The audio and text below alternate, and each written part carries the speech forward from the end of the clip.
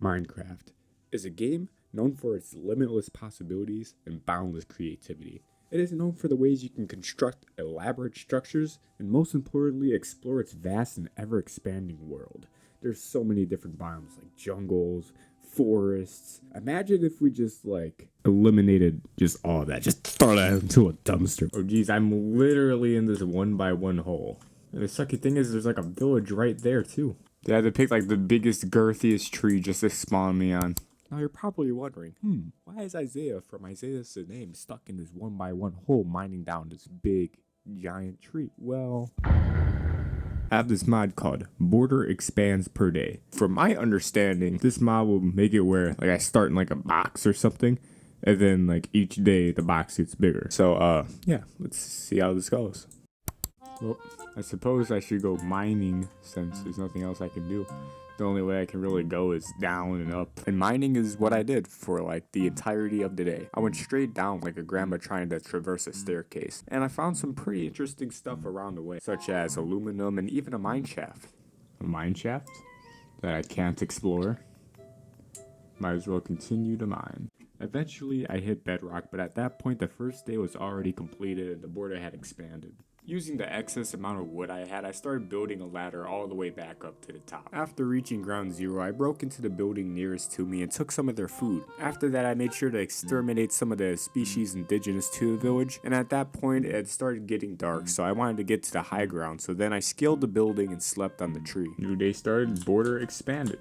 Oh, now I can explore this house. Further borrow what's not mine. Curious, aren't we? Here's something for your troubles. Okay, that sounds kind of weird.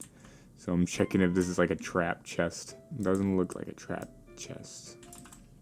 This is some nice loot right here. After permanently borrowing whose ever college fund that was in the chest, I decided to permanently borrow the rest of the glow berries as well. It's so sad. You're just here and all of his buddies are just there because they spawned outside of it and they can't see each other. So I'm thinking where we spawned originally, I should probably build a ladder up the tree since I was already above a whole bunch of things already. So what past Isaiah said, I started building up the tree I had clawed out of in order to get a good sense of my surroundings. And it was up there where I started conspiracizing where I should build my base. And before I knew it, another day had passed.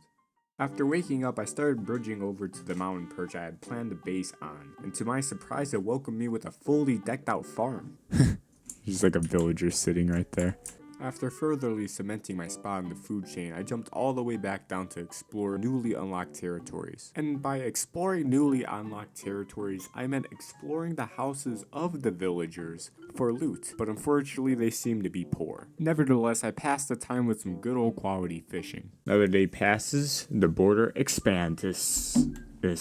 After waking up and witnessing the reinsurgence of the villagers, I went back to the good old Minecraft activities such as tending to your farm, settling down your stuff, spending the remainder of the day burning down the habitat of endangered species. The next day, I wanted to get started on building my base. Unfortunately, I already had an idea in mind that involved deep slate bricks and white concrete flooring. I could steal the white concrete from the church because I feel like that would be a good flooring. Is that really ethical? I think so. So then in broad daylight, I began tearing apart the church block by block.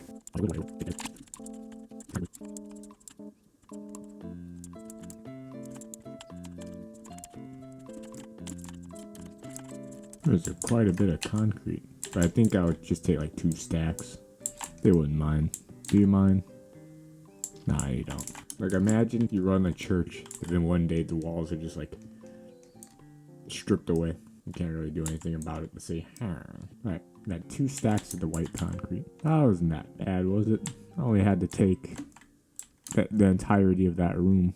Oh, wait. I was only going to take 2 stacks. I made a promise, and I am a man of my word, so. After committing that municipal crime, I would say the rest of the day was pretty well spent as I worked on my humble abode. We're just about skimming that other island where the pink stuff is. While further exploring the expanded area, I ran into this witch hut and a broken nether portal, so naturally, I had to check both of them out. Conveniently, I found a flint and steel in the chest, and as a way to wipe away some of the guilt from the villagers I had previously ransacked, I burnt down the witch hut that had been presumably terrorizing these villagers, and needless to say, she was not happy when she found out. Taking a break from lowering the property value, I chose to continue on my journey for the rest of the day. It was like the creepy side of the island. Waking up in the morning, I had realized I totally forgot about my base, so for the rest of the day I started working at it again, and by the next day it had come to a point where I could barely see the borders anymore. As you know, the grind can never stop, so again I had continued working on my base up until the point where I realized I had no sand for glass for my windows. So in the middle of the night I set ahead in the rain on an adventure for the sand that happened to be on the other island.